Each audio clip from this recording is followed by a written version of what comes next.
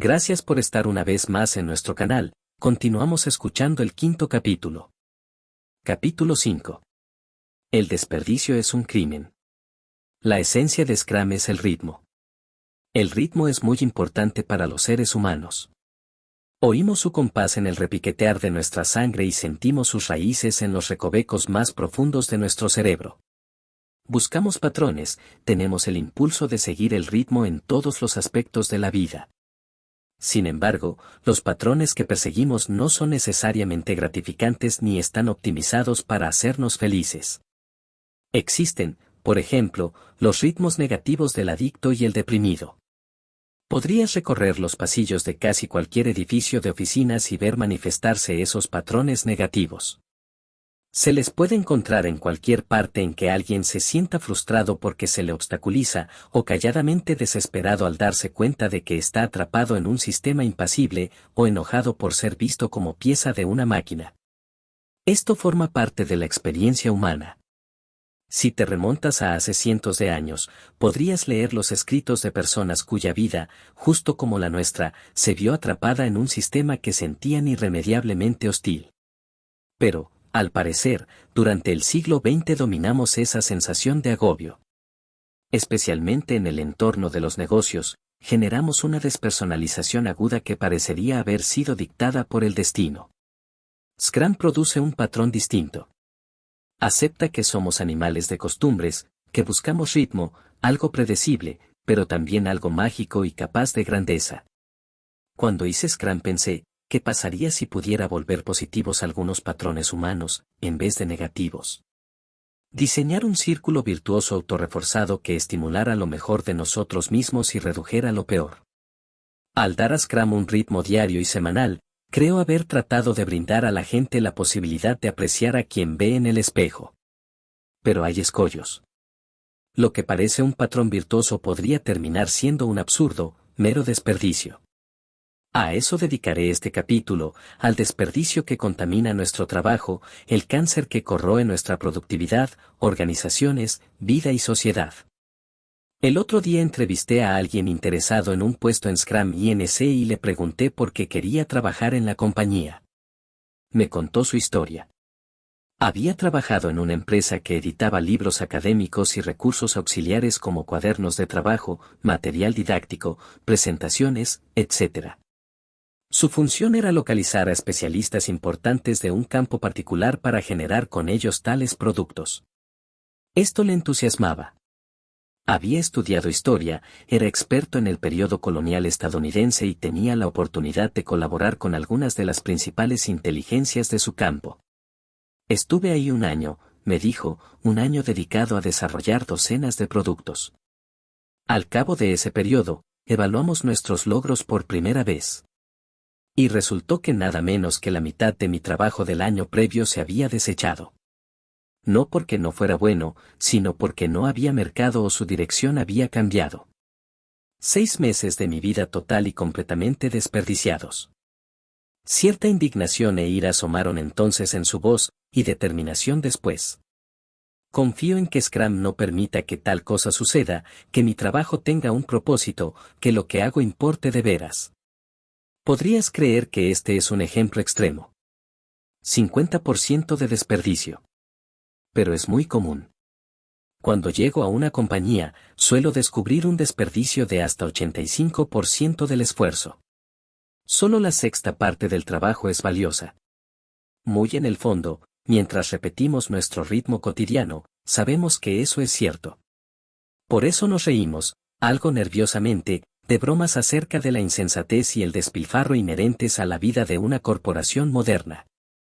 Estoy aquí para decirte que esto no debería divertirnos, sino avergonzarnos.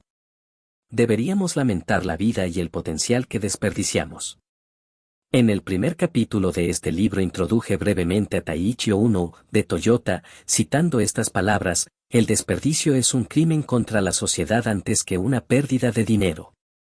Las ideas de Ohno sobre el desperdicio influyeron profundamente en las mías, así que les dedicaré unos párrafos. Ohno se refirió a 3 tipos de desperdicio.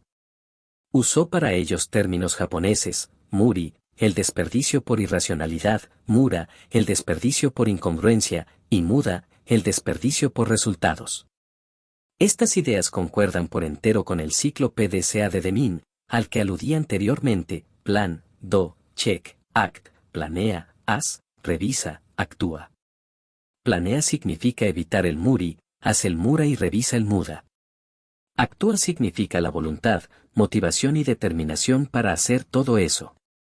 Describiré esos pasos uno por uno y señalaré que evitar, desde desperdicio en inventario hasta el de no hacer bien las cosas a la primera, el de trabajar demasiado y el desperdicio emocional de expectativas poco razonables. Haz una cosa a la vez. A menudo oigo a personas alardear de su aptitud para hacer varias tareas al mismo tiempo. Sin duda tú también sueles oírlas. Si acaso no eres tú mismo quien se jacta de ello, conoces a alguien que lo hace: el sujeto que realiza 3 proyectos simultáneos, que habla por su teléfono celular mientras maneja, que promueve su habilidad quejándose ruidosamente de todo aquello con que debe hacer malabares a diario. Esta presunción de ocupación ya forma parte de nuestra cultura laboral. En descripciones de puestos de trabajo pueden verse ahora requisitos como: debe ser capaz de gestionar 5 proyectos simultáneos. La aptitud para la prestidigitación parece sumamente atractiva, sobre todo en una época en que la información fluye a través de 1000 conductos y en que el «debe hacerse ahora» prolifera. Todos quisiéramos ser superprestidigitadores. Nos decimos que podemos lograrlo, pero no es así. Y cuanto más creemos poder hacerlo, peores somos para eso. Un ejemplo apropiado es una práctica diaria de multitareas: manejar y hablar por el celular.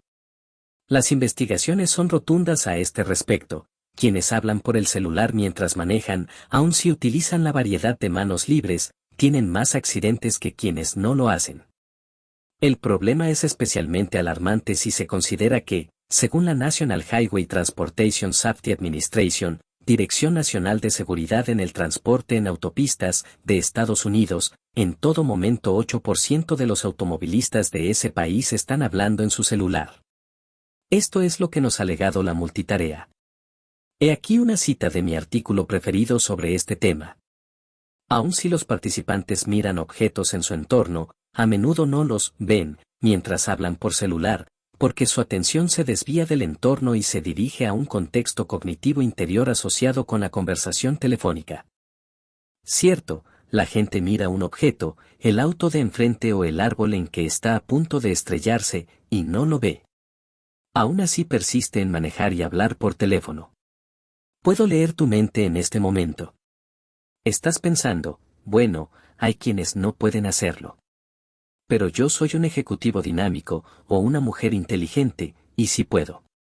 Sin embargo, la bibliografía es muy clara: si crees ser bueno para eso, en realidad eres peor que otros. La University of Utah, la cual ha hecho muchas investigaciones interesantes en esta área, preguntó a algunas personas si creían ser aptas para hacer varias cosas a la vez, como hablar por su celular mientras manejaban, y luego las puso a prueba para ver si estaban en lo cierto. He aquí las conclusiones de los investigadores. La percepción de aptitud para multitareas resultó exagerada. De hecho, la mayoría de los participantes juzgaron estar por encima del promedio en tal aptitud. Estas estimaciones tienen escaso fundamento en la realidad. Parece ser, así, que las personas más propensas a incurrir en multitareas y usar un celular mientras manejan son justo las de opiniones más exageradas sobre sus grandes habilidades. El autor principal de este estudio, David Sambon-Matsu, declaró en enero de 2013 a Chats, el blog de NPR: la gente no hace multitareas porque sea buena para eso, sino por ser muy distraída. Se le dificulta inhibir el impulso de hacer otra cosa. En otras palabras, no sabe concentrarse. No puede evitar hacer muchas actividades a la vez. Aunque quizá debería decir: nosotros, a todos nos pasa lo mismo. Es difícil que no sea así. Lo que hay que recordar es que realizar multitareas es una tontería. Me gustaría que hicieras un pequeño ejercicio, que acostumbro aplicar en mis cursos de capacitación. Es muy sencillo, pero revela el hondo impacto de la concentración y el flujo. Demuestra lo penosas que son para tu cerebro las multitareas y cuánto te retrasan aun si crees que te aceleran. Revela sencillamente que dicha práctica es un desperdicio. Escribe los números 1 a 10, los numerales romanos 1 a 10, y 2, 3, 4, etc., y las letras A a L. Fíjate cuánto tardas en hacerlo, tratando de avanzar lo más pronto posible. La primera vez, escribe el número arábigo, luego el romano y al final la letra. Trabaja por renglones. Fíjate cuánto tardas. Yo lo haré contigo. Ya está. Tardé 39 segundos. Ahora, en vez de ir por renglones, hazlo por columnas, primero todos los números arábigos, luego los romanos y por último las letras. También yo lo haré. 19 segundos. Mediante el solo hecho de cumplir mis tareas una por una, en vez de pasar de un contexto a otro, reduje mi tiempo a la mitad. De acuerdo, Sutherland, te oigo decir, eso está bien para el celular y listas absurdas, pero yo dirijo una empresa. Tengo que hacer muchas cosas al mismo tiempo, lograr que mis equipos atiendan 5 proyectos simultáneos. Debo seguir siendo competitivo. No puedo darme el lujo de no serlo. Aquí vuelve a ser útil la inmensa cantidad de investigaciones sobre proyectos de software. Como recordarás, esas investigaciones se hicieron porque cada año se desperdiciaban cientos de millones de dólares y los productos eran cada vez peores. Como buenos ingenieros, los expertos en ese campo se pusieron a examinar datos y a medirlo todo. En una obra clásica de desarrollo de software, Quality Software Management, de Gerald Weinberg, aparece una gráfica muy elocuente. La columna, pérdida por cambio de contexto, es desperdicio puro. Cierto, si ejecutas 5 proyectos al mismo tiempo, nada menos que 75% de tu trabajo no va a ninguna parte, 3/4 partes de tu día echados al caño. Por eso no pudiste escribir esos renglones y columnas con igual rapidez. Esto es producto de las limitaciones físicas del cerebro. El científico Harold Pasler lo demostró a principios de los años 90, lo llamó interferencia de doble tarea. Hizo unos experimentos muy sencillos. Puso a un grupo de personas a hacer algo muy simple, como oprimir un botón si se encendía una luz. Dio a otro esa misma tarea y otra más, como oprimir otro botón según el color de la luz intermitente. Pero en cuanto se añadió otra tarea, por simple que fuera, el tiempo implicado se duplicó. Pasler teorizó la existencia de un cuello de botella del procesamiento, que la gente solo podía pensar en una cosa a la vez. Consideró que meter un proceso en la memoria y sacar otro para ejecutar una nueva tarea implica cierto esfuerzo. Y cada vez que cambias de tareas este proceso consume tiempo, 25. Por lo tanto, no lo hagas. Concéntrate en una sola cosa. Si hablas por el celular, aun de algo tan simple como de pasar a comprar leche, literalmente no verás el auto de adelante. Tu cerebro no puede procesar esas dos cosas al mismo tiempo. Investigaciones recientes con resonancia magnética han permitido obtener representaciones gráficas del cerebro en el momento de pensar. Los datos demuestran que para poder pensar en dos cosas a la vez es necesario que cada uno de esos procesos ocurra en uno de los hemisferios del cerebro. Aún así, los escáneres indican que el pensamiento no sucede en forma simultánea, sino que el cerebro pasa de una tarea a otra de manera serial. Básicamente, existe una función de control, así que no puedes discutir contigo mismo con mucho ímpetu. 26. Volvamos al trabajo. ¿Qué significa eso para la ejecución de proyectos? Examinemos un equipo representativo. Este año ha decidido realizar 3 proyectos. Llamémoslos A, B y C. Este equipo planea todo el año diciendo que avanzará un poco en un proyecto, luego un poco en otro y después un poco en el último, así que su calendario lucirá de esta manera. Intentar hacerlo todo al mismo tiempo, la estrategia clásica, supondrá concluir esos 3 proyectos a fines de julio.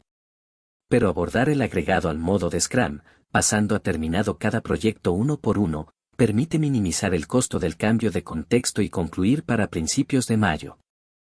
Esos proyectos no cambian de magnitud, ni en cuanto a lo que implica ejecutarlos, sino solo respecto al principio de hacer una sola cosa antes de continuar, lo que consume poco más de la mitad de tiempo.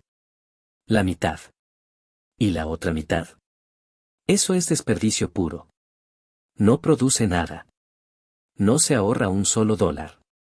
No se implementa innovación alguna. Es mero desperdicio de vida humana. Trabajo sin propósito. Tal es el costo de hacer varias cosas a la vez. Vivimos en un mundo con demandas múltiples sobre nuestro tiempo. La gente quiere de nosotros cosas diferentes, recibimos una llamada telefónica importante, los hijos regresan de la escuela, el jefe entra a nuestra oficina. Pero debes estar consciente del costo del cambio de contexto. Es real y debes tratar de minimizarlo. Si te ocupas de algo complicado, como redactar un informe, crear una presentación, desarrollar una pieza de software o escribir un libro, tienes en tu mente un objeto muy complejo. Debes tomar en cuenta docenas de factores, recordar qué has hecho, dónde quieres ir y qué impedimentos puedes enfrentar. Hacerlo es muy difícil. ¿Y qué sucede si te interrumpen o si tienes que pasar rápidamente a otro proyecto, así sea solo un momento? Adivinaste, esa arquitectura mental laboriosamente construida se viene abajo. El solo hecho de regresar al mismo estado de conciencia puede suponer horas de trabajo. Tal es el costo. Por tanto, minimiza ese desperdicio tratando de completar de una vez las tareas que requieren un tipo específico de concentración. Sitúalas en bloques de tiempo en los que puedas apagar tu teléfono y poner un letrero de "no molestar". Algunas investigaciones demuestran incluso que las multitareas no solo te hacen perder tiempo, sino que también te embrutecen. Un estudio efectuado por la University of London en 2005-27, con pocas personas y sin revisión colegiada, pero útil de todas formas, midió lo torpe que pueden volverte las multitareas. El psiquiatra Glenn Wilson probó el IQ de 4 hombres y 4 mujeres en condiciones tranquilas y de distracción, timbres de teléfonos, recepción de correo electrónico. Durante las pruebas, midió la conductancia de la piel de sus sujetos, así como su ritmo cardíaco y presión arterial. Curiosamente, su IQ promedio bajó más de 10 puntos cuando se distraían, y el de los hombres más que el de las mujeres, quienes, por alguna razón, quizá estén más habituadas a distraerse. Intentar hacerlo todo al mismo tiempo, la estrategia clásica, supondrá concluir esos 3 proyectos a fines de julio. Pero abordar el agregado al modo de Scrum, pasando a terminado cada proyecto uno por uno, permite minimizar el costo del cambio de contexto y concluir para principios de mayo. Esos proyectos no cambian de magnitud, ni en cuanto a lo que implica ejecutarlos, sino solo respecto al principio de hacer una sola cosa antes de continuar, lo que consume poco más de la mitad de tiempo. La mitad. ¿Y la otra mitad? Eso es desperdicio puro. No produce nada. No se ahorra un solo dólar. No se implementa innovación alguna. Es mero desperdicio de vida humana. Trabajo sin propósito. Tal es el costo de hacer varias cosas a la vez. Vivimos en un mundo con demandas múltiples sobre nuestro tiempo. La gente quiere de nosotros cosas diferentes, recibimos una llamada telefónica importante, los hijos regresan de la escuela, el jefe entra a nuestra oficina. Pero debes estar consciente del costo del cambio de contexto. Es real y debes tratar de minimizarlo. Si te ocupas de algo complicado, como redactar un informe, crear una presentación, desarrollar una pieza de software o escribir un libro, tienes en tu mente un objeto muy complejo. Debes tomar en cuenta docenas de factores, recordar qué has hecho, dónde quieres ir y qué impedimentos puedes enfrentar. Hacerlo es muy difícil. ¿Y qué sucede si te interrumpen o si tienes que pasar rápidamente a otro proyecto, así sea solo un momento? Adivinaste, esa arquitectura mental laboriosamente construida se viene abajo. El solo hecho de regresar al mismo estado de conciencia puede suponer horas de trabajo. Tal es el costo. Por tanto, minimiza ese desperdicio tratando de completar de una vez las tareas que requieren un tipo específico de concentración. Sitúalas en bloques de tiempo en los que puedas apagar tu teléfono y poner un letrero de "no molestar". Algunas investigaciones demuestran incluso que las multitareas no solo te hacen perder tiempo, sino que también te embrutecen. Un estudio efectuado por la University of London en 2005-27, con pocas personas y sin revisión colegiada, pero útil de todas formas, midió lo torpe que pueden volverte las multitareas. El psiquiatra Glenn Wilson probó el IQ de 4 hombres y 4 mujeres en condiciones tranquilas y de distracción, timbres de teléfonos, recepción de correo electrónico.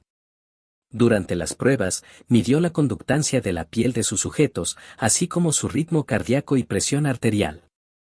Curiosamente, su IQ promedio bajó más de 10 puntos cuando se distraían, y el de los hombres más que el de las mujeres, quienes, por alguna razón, quizá estén más habituadas a distraerse. Hacer a medias es no hacer en absoluto.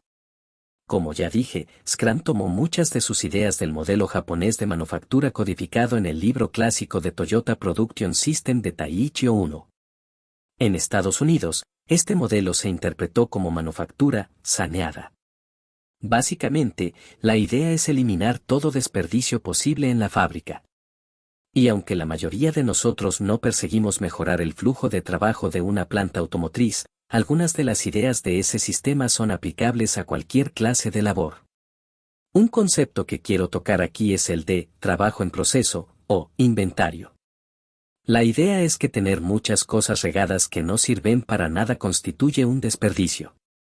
Esas cosas, sean puertas de automóviles o artilugios de cualquier especie, cuestan dinero y si están en la fábrica quiere decir que grandes sumas de dinero están atadas a un inventario que no se necesita por lo pronto.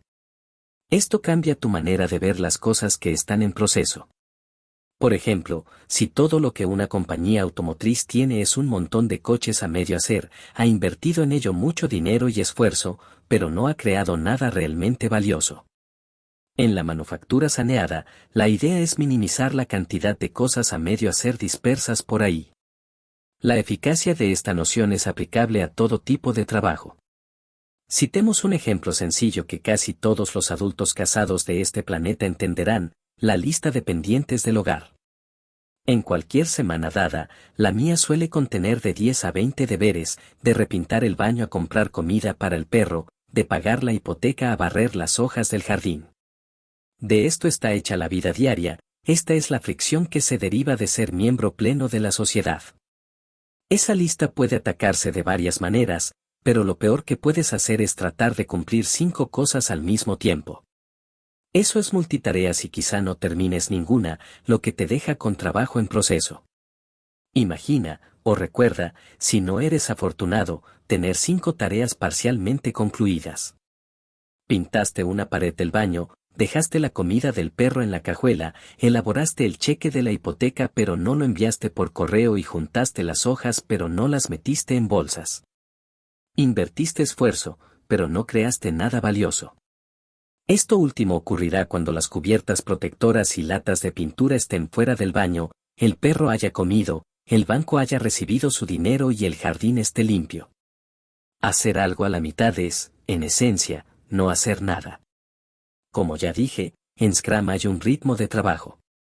En cada repetición, o sprint, el equipo intenta acabar varias cosas.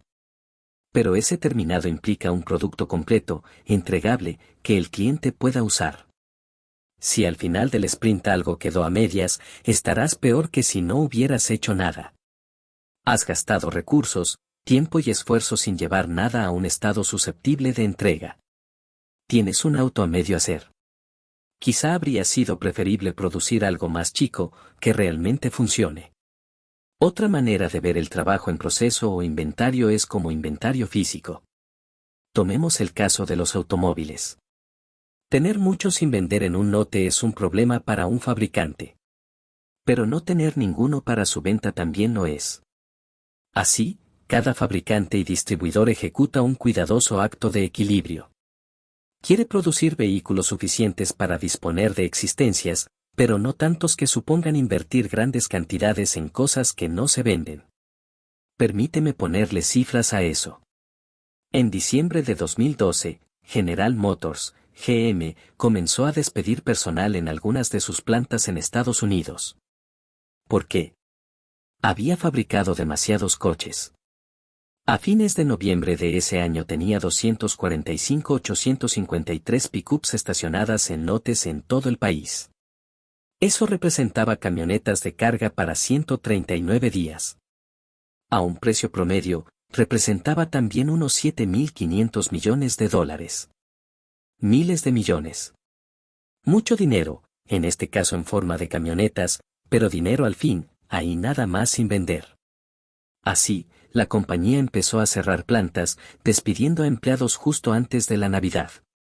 ¿Un inventario para cuántos días debe tener una compañía automotriz? El estándar de la industria es 60 días, menos de la mitad de lo que GM tenía. Piénsalo. Cuando compras comida para tu perro no es necesario que te surtas para 6 meses. Ocuparías mucho espacio en tu alacena, y tal vez ese mes ya no te quedaría dinero para el cheque de la hipoteca. Quizá pienses, bueno, ellos fabricaron esas camionetas de carga, las terminaron, no. No son cosas a medio hacer, ¿cuál es el problema? El problema es que demasiado inventario es casi lo mismo que trabajo en proceso. Si atas mucho valor a cosas que no están rindiendo valor, no contarás con esos recursos para realizar otras cosas, como comercializar más, hacer más promoción de ventas o explorar nuevas ideas. Debes tener inventario, la clave es minimizarlo. Tareas que no se terminan y productos que no se usan son dos aspectos de lo mismo, esfuerzo invertido sin resultados positivos. Evítalo. Hazlo bien a la primera. El Dr. James Womack, fundador del Lean Enterprise Institute del MIT y autor de numerosos libros sobre manufactura saneada, cuenta una magnífica historia sobre los peligros del retrabajo, en su obra clásica The Machine That Changed the World, la máquina que cambió el mundo. Womack y su equipo pasaron años viajando por el mundo para investigar el mayor empeño manufacturero nunca antes emprendido por seres humanos, la fabricación de automóviles. Querían saber por qué algunas compañías los producían más rápido y con menos defectos que otras. Hoy todo fabricante racional practica lo que Womack decidió llamar manufactura saneada, pero entonces las cosas eran distintas. Una de las principales diferencias entre los fabricantes radicaba en el mercado de autos de lujo. En Japón, compañías como Toyota, Honda y Nissan invertían un promedio de 16.8 horas en hacer un auto de lujo. 17 horas después de la entrada de partes en un extremo de la fábrica, del otro emergía un Lexus. Y había 34 defectos por cada 100 vehículos. No estaba nada mal. En Europa, el caso era diferente. Compañías como Mercedes-Benz, Audi y BMW tardaban 57 horas en fabricar un auto y obtenían 78.7 defectos por cada 100 vehículos. ¿Por qué los europeos demoraban tanto? ¿Y por qué generaban tantos defectos? BMW no se distingue precisamente por coches malos. He aquí el porqué: en las plantas de Toyota, cualquier trabajador puede detener la línea cuando surge un problema. En ese momento, todos se congregan donde se detuvo la línea y no para gritarle al que la paró, sino para resolver el problema, sea cual fuere. No quieren que en el otro extremo salgan autos con cosas por remediar. Resuelven el problema una vez y para siempre. De no hacerlo, ese defecto podría aparecer en cientos de vehículos. En las fábricas europeas de autos de lujo las cosas se hacían de otro modo. Al final de la línea de producción, docenas de individuos de bata blanca iban y venían tratando de resolver problemas. Se cercioraban de que la puerta emitiera al cerrar ese golpe metálico BMW, o que el motor ronroneara con el tono correcto. Confirmaban que todas las partes se engranaran apropiadamente. No se veían a sí mismos como fabricantes, sino como artesanos, operarios haciendo algo bello. Esto es fabuloso cuando la producción es baja, pero cuando haces millones los costos se acumulan. Como informa Womack en su estudio. La planta alemana invertía más esfuerzo en resolver problemas recién creados que el que la japonesa dedicaba a producir un auto casi perfecto a la primera. Trabajar de más solo crea problemas. Cuando Scott Maxwell, fundador de la sociedad de capital de riesgo OpenView Venture Partners, trabajaba como consultor en McKinsey & Company, a principios de la década de 1990, recibió una exhortación que le pareció extraña. John Katzenberg, entonces consejero de esa compañía y hoy autor de varios libros y director del Katzenberg Center de Booz Allen Hamilton, le dio algunos consejos que nunca olvidaría. Le contó que en sus inicios, en los años 70, en McKinsey todos trabajaban los 7 días de la semana. Esa era la cultura de la empresa, lo que se esperaba de ellos. No trabajar tanto se habría visto como que no ponías de tu parte ni contribuías al éxito del equipo. Por causas religiosas, Katzenbeck solo trabajaba 6 días a la semana. Y descubrió algo, que aunque trabajaba menos, hacía más que los empleados, entonces no se contrataba a mujeres ahí, que laboraban todos los días. Así, decidió hacer la prueba de solo 5 días a la semana. Y notó que hacía más todavía. Trabaja demasiado, le dijo a Maxwell, y harás menos. Añadió que siempre había querido reducir su semana laboral a 4 o hasta 3 días, para ver qué pasaba, pero dudaba que la compañía lo aceptara. Maxwell y los demás jóvenes consultores se burlaron entonces de esa idea. ¿Trabajar menos tiempo? ¿No era eso holgazanear? Pero él no olvidó nunca esa idea mientras progresaba en su carrera, y como director general y fundador de OpenView Venture Partners empezó a invertir en compañías tecnológicas, algunas de las cuales practicaban Scrum. Enterado de que yo era el inventor de este enfoque y vivía en la misma ciudad que él, un día me invitó a desayunar. Ante una taza de café y croissants, me contó que los equipos de desarrollo de una compañía en la que había invertido aumentaron su productividad en 25 a 35% luego de implementar Scrum, lo cual le impresionó mucho. Mi respuesta instantánea, ¿25 a 35%? Lo han de estar usando mal. Maxwell decidió aplicar Scrum en todas las áreas de OpenView. Empleados de inversión, gente de investigación, la alta dirección, personal administrativo, todos fueron integrados a equipos de Scrum. Y entonces sucedió una de las grandes cosas que Scrum hace posible: OpenView descubrió cómo trabaja la gente, no cómo dice trabajar. OpenView era en ese tiempo como muchas otras oficinas dinámicas. En su cultura había arraigado la expectativa de que los empleados trabajaran hasta tarde y los fines de semana. Eran sujetos enérgicos, ambiciosos. Pero estaban exhaustos, deprimidos y desmoralizados. Las condiciones eran tan severas que algunos no aguantaban y se iban. Pero cuando los equipos de esa empresa comenzaron a trabajar con Scrum, Maxwell notó un cambio en la productividad. Trabajar más tiempo no permitía generar más productos. Un día me llevó a su oficina y dibujó esta curva en un pizarrón blanco.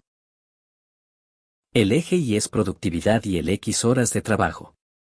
La cresta de productividad empieza a descender en poco menos de 40 horas a la semana. Armado de estos datos, Maxwell comenzó a mandar temprano al personal a su casa. Tardaron un rato en entender que hablaba en serio, dice, pero finalmente aceptaron mi manera de pensar.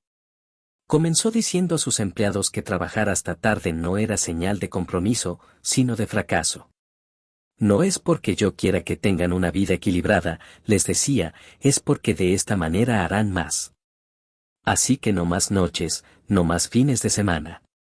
Cuando el personal sale de vacaciones se espera que realmente lo haga, no que revise el correo electrónico o se reporte a la oficina. La idea es que si no puedes tomar un descanso sin tener que confirmar que todo marcha bien en la oficina, no diriges bien a tus equipos. Muchas compañías no practican los límites al horario de trabajo, dice Maxwell. Pero hay una correlación directa. Haces más, eres más feliz y alcanzas más calidad. No hay vuelta de hoja, trabajar menos permite hacer más con mayor calidad.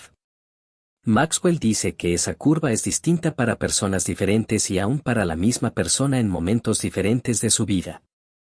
Conforme maduro y ejerzo papeles distintos he notado que llego a mi productividad máxima en menos horas que hace 20 años, dice.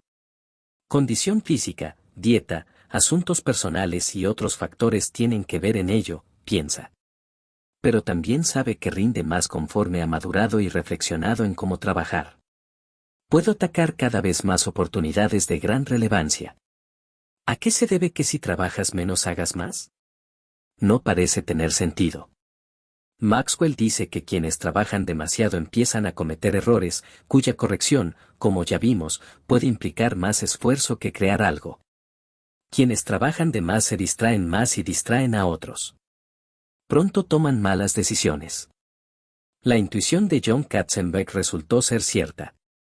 Las inquietantes evidencias revelan que tenemos una capacidad muy limitada para tomar decisiones y que cuanto más energía perdemos y menos descansamos, más se reduce esa capacidad. En abril de 2011, un grupo de investigadores israelíes publicó una investigación notable sobre toma de decisiones en los Proceedings of the National Academy of Sciences of the United States of America. Su artículo, titulado Extraneous Factors in Judicial Decisions, Factores extraños en decisiones judiciales, estudiaba más de 1000 resoluciones de 8 jueces israelíes que presidían 2 comités de libertad condicional. Esas resoluciones atañían a delincuentes israelíes tanto judíos como árabes, lo mismo hombres que mujeres. Los delitos iban de malversación de fondos y agresión a violación y homicidio. La gran mayoría de las decisiones que los jueces examinaban eran solicitudes de libertad condicional, 29. Parece fácil, ¿no? Aquellos eran jueces apreciados que se servían de sus muchos años de experiencia y sabiduría para tomar decisiones cruciales que afectaban no solo a los presos y sus víctimas, sino también al bienestar de la comunidad. Cada día oían entre 14 y 35 casos. Si hubieras sido uno de esos presos, ¿de qué habría dependido que se te liberara o no? ¿De qué te hubieras arrepentido de verdad? ¿De tu reforma y conducta en prisión? ¿De la severidad de tu crimen? No. Del tiempo transcurrido desde que el juez había consumido un sándwich. Los investigadores analizaron en qué momento tomaban los jueces sus decisiones, si otorgaban clemencia y cuánto tiempo había pasado desde que comieron un bocadillo. Si apenas habían empezado a trabajar, regresaban de una pausa para comer algo o volvían de almorzar, tomaban decisiones favorables en más de 60% de los casos. Este índice se reducía a cerca de 0 en el momento de la siguiente pausa. Básicamente, justo después de una pausa breve, los jueces llegaban con una actitud más positiva y tomaban decisiones más indulgentes. Exhibían más imaginación y capacidad de ver que el mundo y la gente podían cambiar, podían ser distintos. Pero una vez agotadas sus reservas de energía, tomaban cada vez más decisiones inclinadas hacia el orden establecido. Estoy seguro de que si se hubiera preguntado a esos jueces si estaban ciertos de haber tomado siempre buenas decisiones, se habrían ofendido. Pero los números, y los sándwiches, no mienten. Cuando no nos quedan reservas de energía tendemos a tomar malas decisiones. Este fenómeno se ha llamado fatiga del ego. La idea es que tomar cualquier decisión implica un costo de energía.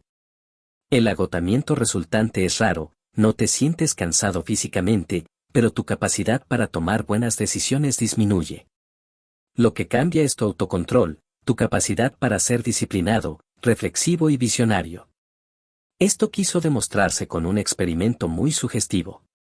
Un grupo de investigadores quería saber cómo afectaba al autocontrol la toma de decisiones. Reunieron así a una serie de soldados rasos de la investigación psicológica, estudiantes universitarios, a algunos de los cuales les hicieron tomar muchas decisiones. Específicamente, se les presentaron diferentes productos y se les pidió escoger entre ellos. Se les dijo que debían pensarlo bien porque recibirían un regalo al final del experimento según sus preferencias. A los demás estudiantes no se les pidió tomar decisiones. 30. Al grupo de prueba se le hicieron preguntas como si prefería velas con aroma de vainilla o de almendra, cuál marca de champú y qué clase de caramelos. Después se le sometió a una prueba clásica de autocontrol, cuánto tiempo podía mantener una mano en agua helada. Sea cual fuere el recurso consumido en tomar decisiones, también la autorregulación se desgasta. Los estudiantes que habían tomado todas esas decisiones sobre productos no pudieron mantener la mano en agua helada tanto como el grupo de control, que no había tomado decisiones. Hay un número limitado de decisiones formales que puedes tomar en un día, si tomas más mermas tu aptitud para regular tu conducta. Empiezas a cometer errores, a la larga errores serios. Como se advierte en la curva de Maxwell, esas malas decisiones tienen un efecto en la productividad. En consecuencia, vuelve a casa a las 5. Apaga tu celular el fin de semana. Ve una película. Y quizá, sobre todo, come un sándwich. Al no trabajar tanto, harás más y mejor. Scrum pide a sus adeptos abandonar la mentalidad de medir meras horas. Las horas representan de suyo un costo. En cambio, mide la producción. ¿A quién le importa cuántas horas trabajó alguien en algo? Lo relevante es que se entregue rápido y sea de gran calidad. Sé razonable. Los 3 tipos de desperdicio identificados por Taiichi Ohno hacen que la gente trabaje más duro y más tiempo de lo necesario. Acabo de señalar por qué eso es mala idea, pero reconocer las diversas clases de desperdicio que Ohno llamó Muri, o irracionalidad, es quizá la mejor palanca para el cambio.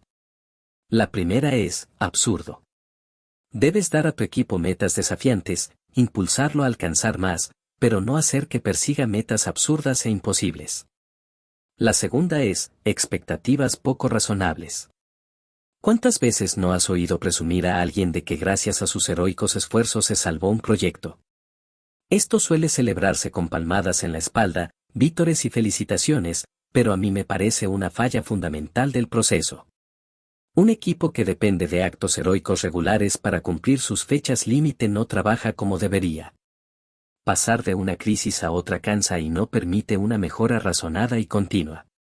Es la diferencia entre un vaquero que llega a caballo a rescatar a la dama y un disciplinado pelotón de la marina que despeja la zona de muerte.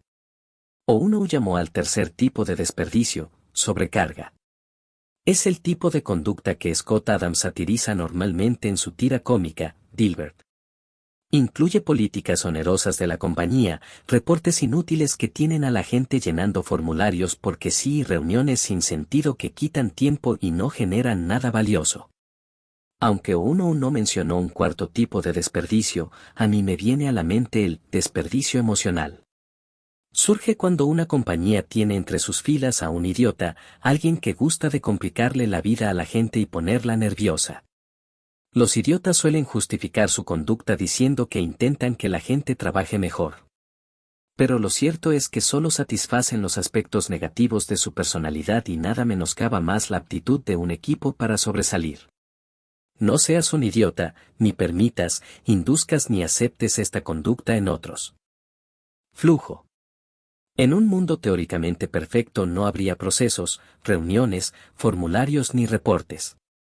En cambio, se crearía justo lo que el cliente quiere, aun si éste no sabe aún qué es. Cualquier proceso es desperdicio y esto incluye a Scrum. Pero no vivimos en un mundo perfecto y los malos procesos están tan arraigados en nuestra mente que, como alternativa, necesitamos el más ligero de ellos que tenga mayor influencia en nuestro trabajo. Scrum dirige nuestra mente a la eliminación del desperdicio absurdo que parece formar parte del trabajo. He intentado lograr que ese proceso sea el marco menos perturbador posible que mantenga concentrada a la gente. Lo que realmente necesitas en tu trabajo es un flujo natural. En las artes marciales o la práctica de la meditación, cuando te sientes unido a un movimiento ha dejado de ser un esfuerzo, es energía que fluye con donaire a través tuyo.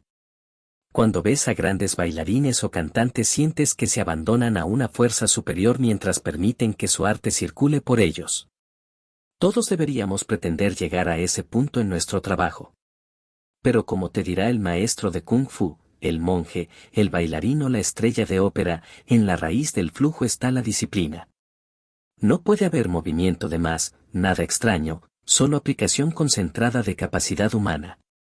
El desperdicio es todo lo que te distrae de eso.